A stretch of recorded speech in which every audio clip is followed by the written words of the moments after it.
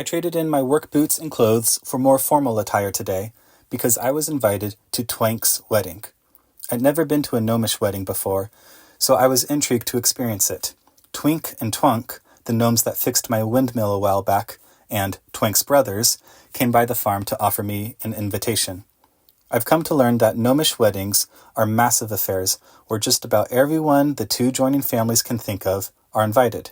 So since I did business with the brothers and bought my recent pair of boots from Twank herself, I made the list. Evelyn hired the brothers to fix her watermill, and I think I remember her mentioning brewing potions for their family in the past, so she also attended.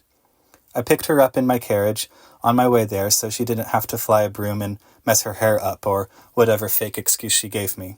I think she just didn't want to arrive without knowing someone, which she didn't have to worry about. After Twank, Evelyn seemed to be the most popular person there. All night she was stopped and thanked for potions she brewed or a bit of magic she performed. The actual ceremony itself was as short as the bride and groom, which is to say, very. It's set up beautifully where Twank and her now husband, Ginkle, stand at the middle, and then next to them, from youngest to oldest, is their entire family. On Twank's side, it was Twank's youngest son. For Ginkle, a young cousin stood next to him.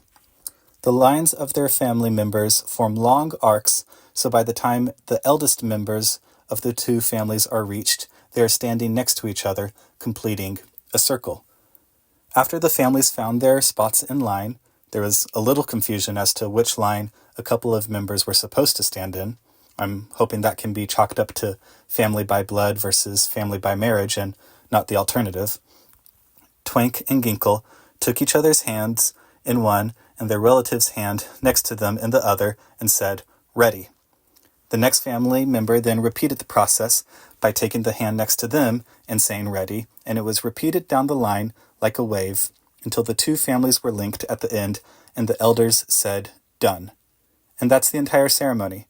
Granted, each family had over 100 members, so it took a couple of minutes, but I thought it was simple and beautiful, and I was pleased to have gone.